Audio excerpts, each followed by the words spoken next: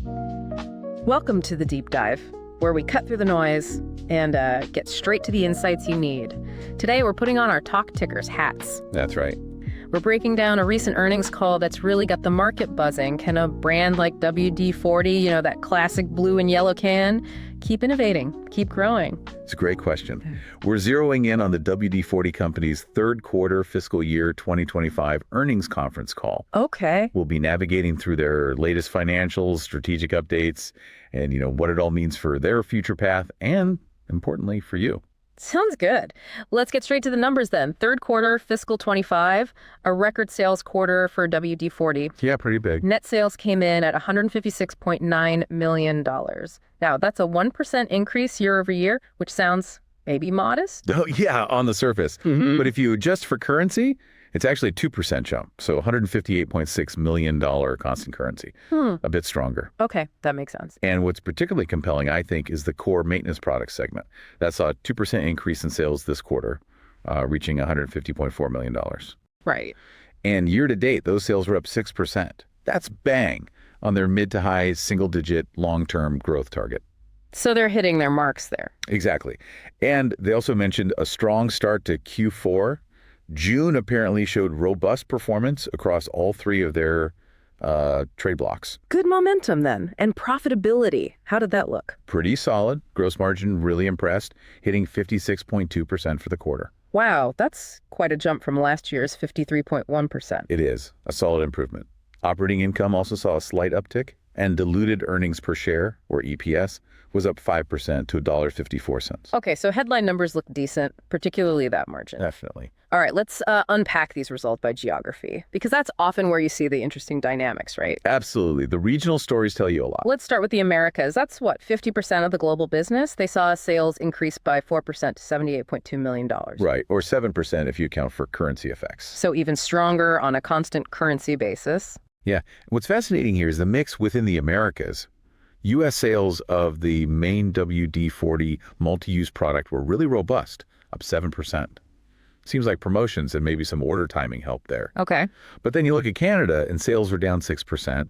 They mentioned some distribution changes and fewer promotions pulling that back. Interesting contrast. And Latin America was flat overall, although solid growth in Brazil apparently offset some volume declines in their distributor markets there. So bit of mixed bag, but positive overall for the Americas. Gotcha. Okay, let's shift over to EMEA. That's Europe, India, the Middle East, and Africa, representing about 36% of the global business. Sales here actually declined 5% to $56.7 million. That definitely stands out. Yeah, so what's the story there? Why the decline in such a big region? Well, it seems driven by a 6% decrease in the WD-40 multi-use product sales, specifically in Turkey and the Middle East. Okay. Turkey was apparently affected by some order timing variability. That can happen in distributor markets. Things can be lumpy. Sure, timing can swing things quite a bit quarter to quarter. Exactly. Right. And in the Middle East, they had some operational changes going on. They're onboarding a new manufacturing partner. Ah, okay. Which caused some short-term disruption, customers adjusting to a new supply chain.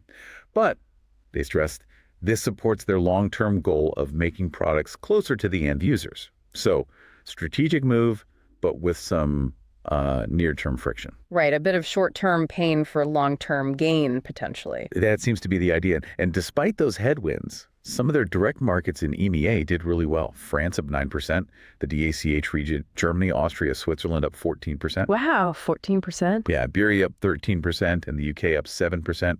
All showing strong growth in maintenance products. So not all bad news in EMEA. Definitely some bright spots balancing out the challenges. Okay, and finally, Asia Pacific. Smaller piece of the pie, 14%, but how did they do? They delivered a strong performance, actually. Sales up 7% to $22 million, or 8% currency adjusted. Nice.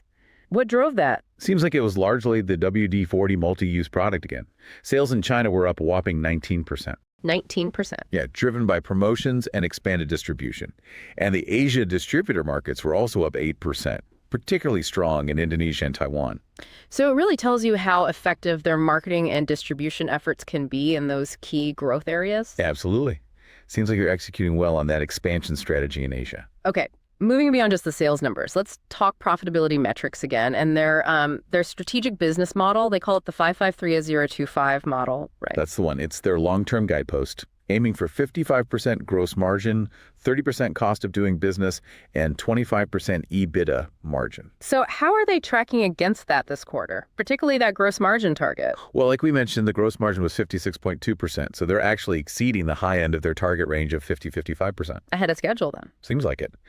The improvement came from higher average selling prices, lower costs for specialty chemicals, and also reduced can costs. So multiple levers working there. And good to hear it's improving across all three trade blocks, not just isolated. Definitely a broad-based improvement. But here's where it gets, well, maybe a bit more complicated. Their cost of doing business, or SG&A, that increased to 38% of net sales.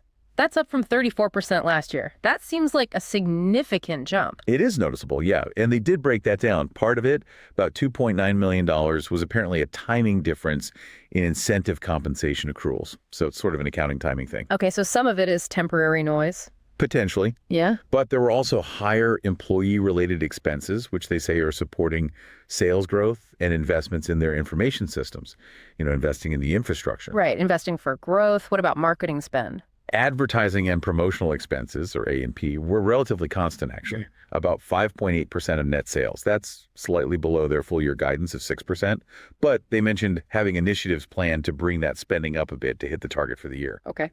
And longer term, they expect this overall cost of doing business metric to improve.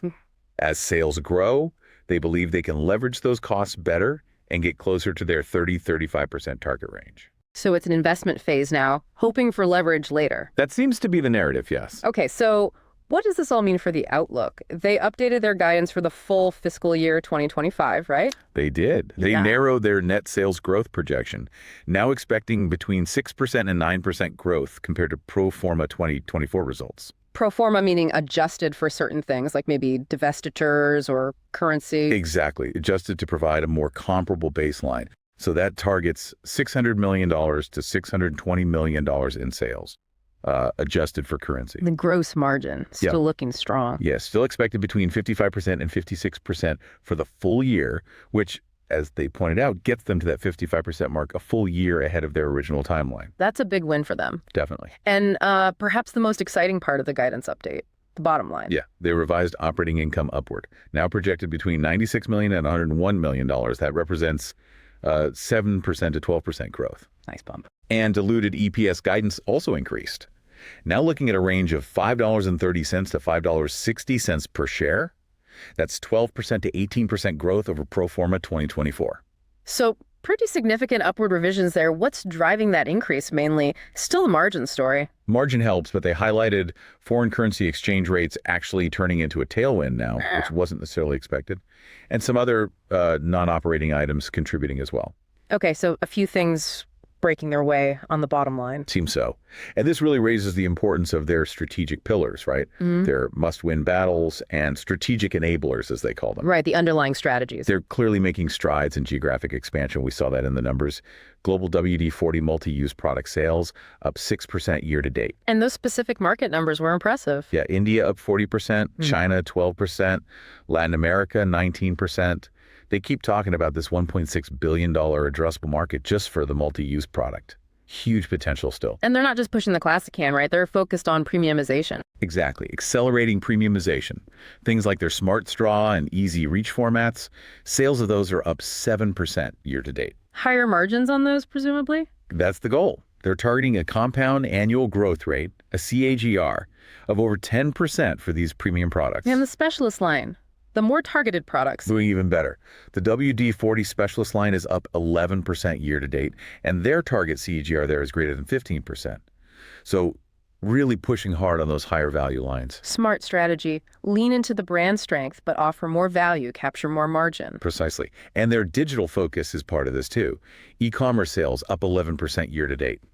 They see it not just as a sales channel, but also for brand awareness, user education, deepening that engagement. Makes sense. It's not just about selling online, it's about connecting. Right. And operationally, they always highlight their people-first mindset.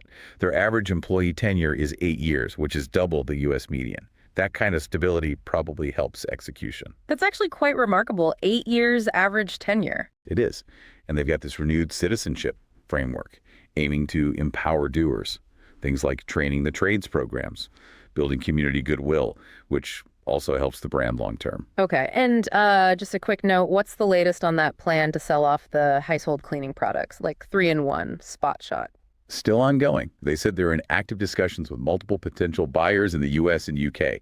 No certainty of a deal yet, of course, but they sounded optimistic. So still working on simplifying, focusing on the core WD-40 maintenance stuff. Exactly. Feels like strategic streamlining. Yeah. And they did touch on a few common investor questions, too. Oh, yeah. Like what?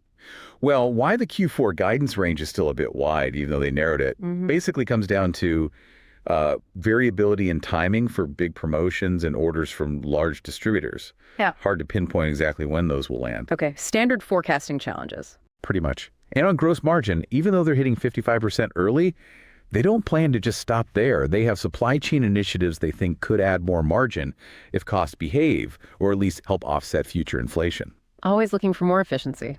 Seems like it. And finally, on those SG&A costs, the cost of doing business, while they've risen quite a bit recently, double digits, they emphasized they're focused on a lower rate of growth for those costs next year. Trying to get that leverage we talked about. That's the plan. All right. And now for the part of the show where we put on our slightly more speculative hats. This segment is purely for entertainment purposes, folks. It should absolutely not be taken as investment advice. Clear. Crystal clear. Entertainment only. Okay. So if you were a hedge fund analyst pitching an idea to your investment committee based only on this WD-40 earnings call, what's an outrageous, but maybe just plausible trade idea that jumps out? Okay, connecting the dots here, the trade idea I pitch is a premiumization and specialist product arbitrage. Ooh, okay. Arbitrage. Explain that. Well, the outrageous part is you're essentially betting that WD-40's brand equity is just so incredibly strong and their execution on these new strategies so precise that they can effectively trade up their entire global user base to higher margin products. Right. Betting they can convince everyone using the cheap blue can to buy the fancier, more expensive versions. Pretty much. So the play, you go long WD-40 stock, and maybe to hedge or amplify, you go short a broader, more diversified industrial or maybe household cleaner ETF, something less focused. Okay. Long WD-40, short the sector average, basically. What's the core thesis? The thesis is that WD-40's own targets over 10% annual growth for premiumized products, over 15% for specialists, aren't just wishful thinking. You're betting they're achievable because of that deep brand loyalty and their proven supply chain skill. They've already shown they can beat gross margin targets, right? So the idea is these higher margin premium and specialist products will accelerate profit growth way faster than your average company in this sector can manage. So it's a bet on their unique brand power, allowing them to escape the sort of commodity trap of the basic product. Exactly. It's a bet on that almost cult-like affinity for WD-40, letting them capture way more value from what looks like a mature market on the surface. Outrageous because it relies on near-perfect execution and mass customer behavior change, but plausible given the brand strength. Gotcha. Definitely outrageous, but plausible. Thanks for that. Entertainment only, remember? Absolutely. Okay, so let's recap this deep dive into WD-40's Q3 fiscal 2025 earnings. It was a record sales quarter. Core maintenance product sales look solid, right in line with their long-term goals. Yeah, and they're making really impressive strides in key areas. Geographic expansion, pushing those premium products, growing the specialist line, backed up by, a decent digital strategy and that strong company culture they talk about. And I think most importantly, that updated full-year guidance for 2025. Upward revisions for operating income and EPS. That's significant. Definitely. Driven by getting that gross margin recovery ahead of schedule and getting a nice little tailwind from currency shifts, too. Seems like they're navigating the challenges like regional ups and downs and supply chain tweaks pretty effectively. Shows adaptability. So we hope this deep dive has given you a clearer picture of WD-40's performance and where they might be heading. As always, this isn't financial advice, just trying to provide a foundation for your own thinking. Right. And it really leaves you with an interesting question, doesn't it? How will WD-40 keep leveraging that incredible brand loyalty and their strategic focus to maintain this momentum? Yeah. Especially in a world that's always changing, always evolving. Something to think about. Indeed. Thank you for joining us for this deep dive. We look forward to our next session where we'll unpack even more fascinating insights.